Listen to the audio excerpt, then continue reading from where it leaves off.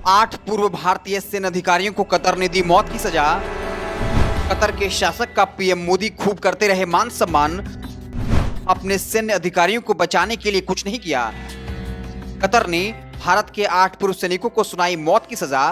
बेहतरीन काम करने के लिए इन सैनिकों को राष्ट्रपति से मिल चुका था सम्मान। विदेश मंत्रालय पर अब उठ रहा सवाल।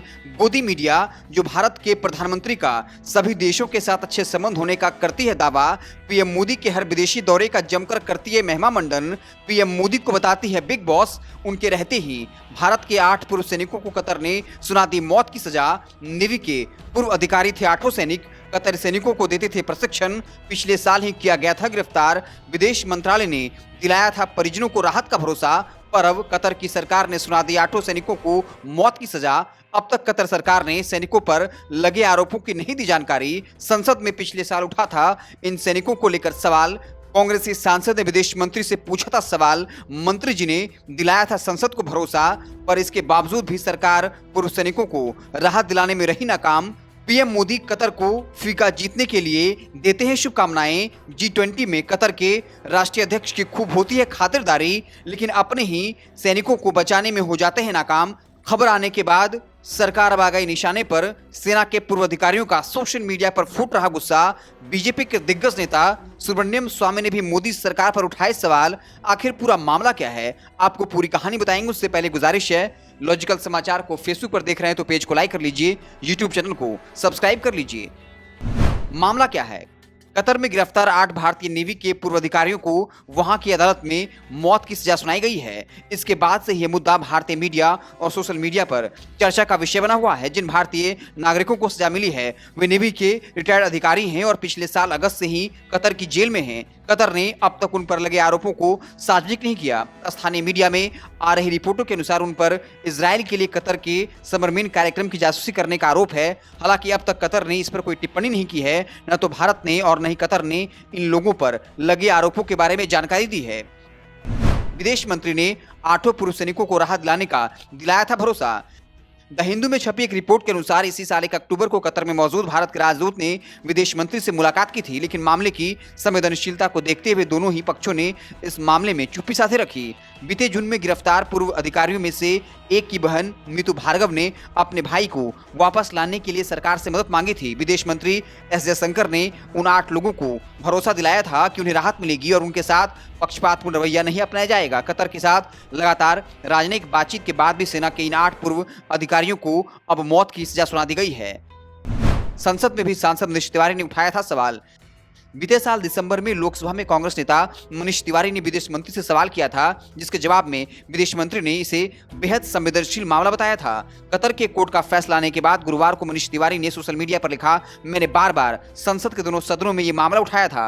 मनीष तिवारी ने लिखा, इन लोगों को 120 दिनों के लिए एकांत में रखा गया था। मैंने बार बार संसद के दोनों सदनों में इस मामले पर सवाल उठाए थे। आज मुझे पता चला कि सभी 8 लोगों को सजा दी गई है।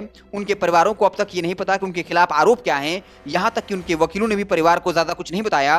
ये दुर्भाग्यपूर्ण है। मनीष तिवारी ने लिखा कि प्रधानमंत्री को उच्चतम स्तर पर कतर सरकार के साथ इस मुद्दे को उठाने और उनकी सजा कम कराकर उन्हें अपने देश लाने की जरूरत है। बीजेपी नेता सुब्रमण्यम स्वामी ने मोदी सरकार पर बोला हमला। बीजेपी नेता सुब्रमण्यम स्वामी ने सोशल मीडिया पर लिखा, भारत सरकार को इन 8 को दी गई सजा पर अमल होने से पहले मामला में दखल देना चाहिए था और उन्हें बचाना चाहिए था। जो सुनवाई हुई है वो गोपनीय रखी गई है, इसलिए हमें इस बारे में कुछ नहीं पता। सुब्रमण्यम स्वामी ने तंज कसा, लेकिन अगर मोदी तमिलनाडु के गवर्नर को बचा नहीं पाते हैं या डीएमके सरकार से मिल रही चुनौतियों का जवाब नहीं दे पाते हैं तो कतर में हम उनसे क्या उम्मीद कर सकते हैं। एक दिन पहले ही तमिलनाडु के गवर्नर RN रवि के दफ्तर के सामने एक व्यक्ति ने पेट्रोल बम फेंका था। मेडिकल के लिए होने वाली नीट परीक्षा के विरोध में बिल पर हस्ताक्षर न करने के लिए व्यक्ति उनसे नाराज थे। विधानसभा में यह बिल पहले ही पास हो चुका है। जानकार क्या कहते हैं? भारतीय नेवी के पूर्व प्रवक्ता कैप्टन DK शर्मा ने समाचार एजेंसी PTI से कहा, यह चौंकाने वाला मामला है। कतर के साथ भारत के अच्छे संबंध हैं, ऐसे में इसकी उम्मीद नहीं की गई थी। 32 साल सेना में काम करने वाले रिटायर्ड कैप्टन DK शर्मा को उनकी सेवाओं के लिए विशिष्ट सेवा मेडल से नवाजा गया। वो कहते हैं, ये पूर्व भारतीय अधिकारी जिस कंपनी में थे वो केवल कतर की सेना को प्रशिक्षण देने का काम कर रहे थे। ये उनकी बेहतरी के लिए काम कर रहे थे। इसकी उम्मीद नहीं की जा रही थी। हमें अब तक ये नहीं पता कि इन लोगों के खिलाफ क्या आरोप हैं। मुझे नहीं लगता कि मामले की सुनवाई निष्पक्ष तरीके से हुई है। ये मेरी राय है। वो हमारे पुराने सैनिक रहे हैं। ऐसे में भारत सरकार को सक्रिय भूमिका अपनाना चाहिए और ये कोशिश करनी चाहिए कि वो उन्हें जल्द से जल्द बाहर निकालने की कोशिश करें। नेवी के पूर्व एडमिरल अरुण प्रकाश ने क्या ट्वीट किया? वहीं अरुण प्रकाश ने ट्वीट में लिखा, 2015 में हुए समझौते के अनुसार जिन लोगों को सजा सुनाई जाती है उन्हें उनके मुल्क प्रत्यर्पित किया जा सकता है जहां वो अपनी सजा पूरी कर सकें। भारतीय नागरिकों को दी गई सजा पर या तो अमल किया जाए या फिर उनके लिए क्षमा मांगी जाए, लेकिन इस समझौते को अब लागू किया जाना चाहिए। नेवी चीफ ने लिखा है। इससे पहले बीजेपी नेता रही नुपुर शर्मा वाले मामले में कतर ने नाराजगी जताई थी। अब शायद इजरायल पर भारत के रुख से वो नाराज हो सकता है। भारतीय विदेश मंत्रालय ने क्या कहा? पूर्व सैनिकों को सजा मिलने पर भारत के विदेश मंत्रालय ने गुरुवार को एक बयान जारी कर कहा, हमारे पास शुरुआती जानकारी है। कतर की अदालत ने अल दहरा कंपनी के 8 भारतीय कर्मचारियों से जुड़े मामले में अपना फैसला सुनाया है। फांसी दिए जाने के फैसले से हम स्तब्ध हैं और अदालत के पूरे आदेश का इंतजार कर रहे हैं। और जिन लोगों को सजा दी गई है, हम उनके परिजनों कानूनी टीम से संपर्क में हैं और सभी तरह के विकल्पों की तलाश कर रहे हैं।